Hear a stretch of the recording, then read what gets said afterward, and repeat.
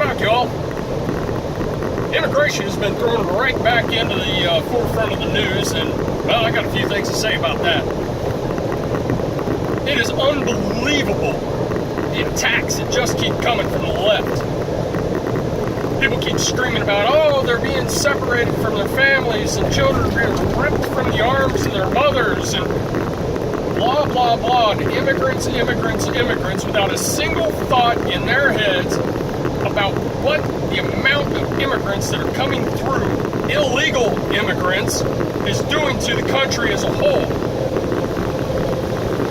They come in here under the guise of the left's rhetoric about what it is they're going to let them do when they get here.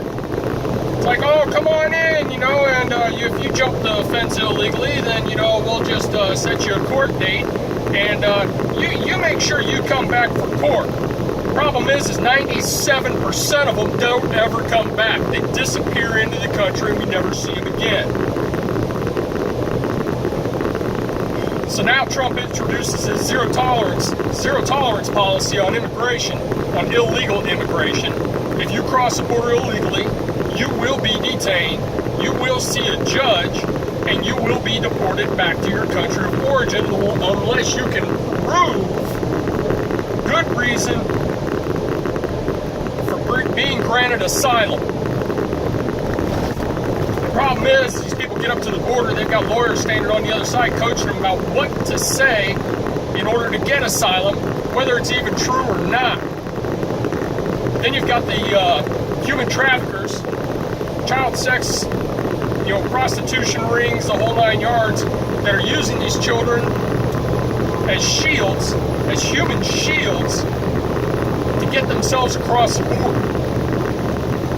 So now you got a whole new problem. Not to mention the MS-13 gang members that are posing as unaccompanied minors. And nobody cares. It's oh, let the immigrants in, let the immigrants in. And this just goes to prove my point of the left's ideals of logic versus emotion. They're all emotion, zero logic.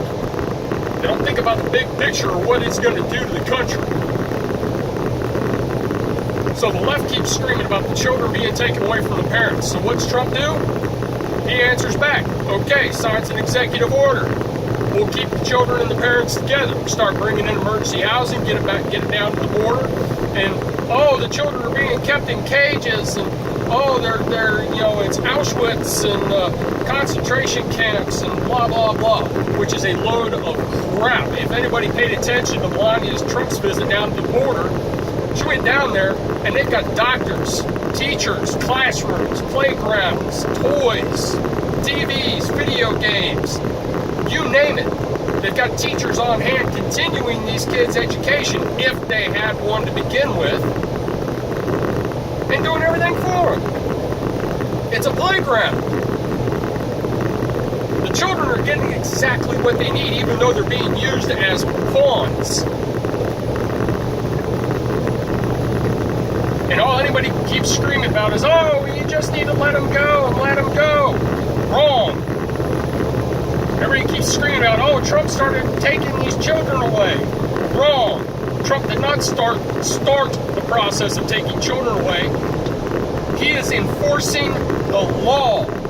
A law, by the way, that was enacted by Bill Clinton and then carried out by him, Bush, and Obama. And all these pictures you see of these children locked up in cages and wrapped up in tinfoil blankets are from the Obama administration. So they can take that rhetoric and shove it. A country without borders is no country. It's logic versus emotion, people. If you're all emotion and no logic, you have chaos, which is exactly what the left has sent us into when they opened up the borders during the last administration. We got flooded, absolutely flooded. And because of the left circumventing the law, they descended us into chaos. Without law, you have chaos. That's it. There's no other way. There's no black and white around to it. And all the left can do is keep complaining and obstructing and not coming to the table and finding a logical, lawful solution to the problem. You want to know why? To me, it's pretty damned obvious. They've run out of things to complain about, and they've got nothing to fight over coming up on the 2018 midterms. They don't want to solve immigration because they need something to complain about in order to have a platform to run on for the midterms so they don't get their asses handed to them again. And I do say again. More blue areas are turning red and they can't stand it. They keep talking about this blue wave. It's going to be nothing more than a blue trickle. People are finally coming to their senses and seeing what's going on. And they don't like it because they're losing power, which is the only thing they're concerned about. Power. And how they can hang on to it to serve their own ends. The good of this country as a whole is dead last on their priorities list. They want to make sure that the government has control. That the government tells you what you can do, where you can go, what you can watch, what you can read. They keep screaming about the First Amendment, yet they're the last ones that want to protect it. Immigration is not an emotional issue. It cannot be an emotional issue. It has to be a logical issue, or we will have chaos and nothing but chaos, which is why we now have the crisis on the southern border that we do.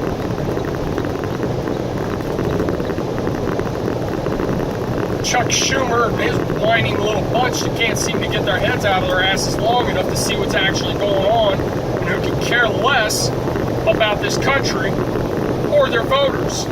They're going to say whatever the people want to hear, even though they're the ones who were calling for immigration reform. They're the ones who said just because you have come across the border illegally with a child does not give you a free pass. If you think I'm crazy, look it up. There's plenty of videos out there on it. Hillary Clinton, Pelosi, Feinstein, Schumer, all of them have said the exact same things that Trump is saying now. And the only reason they have flipped their script is because they can't afford to agree with them because they know they're gonna lose. Selfish acts are what is going to be their own downfall. Their arrogance, ignorance, self-serving attitudes, it is what's going to bring them down. Now, primaries have been happening all over the place, and the one thing that makes me sick is the amount of voter turnout in the primaries. If you don't like who the people are in the general elections, and oh, I don't want to vote for them, then get your butts out and vote in the primaries. There are other candidates to be seen. If you don't vote in the primaries, you've got no dog in the fight. So if you want to stop all this idiocy from happening in DC, do something about it. Wake up. Stop sitting on the sidelines and get in the fight. Rick's rolling Rant. God bless. Carry on.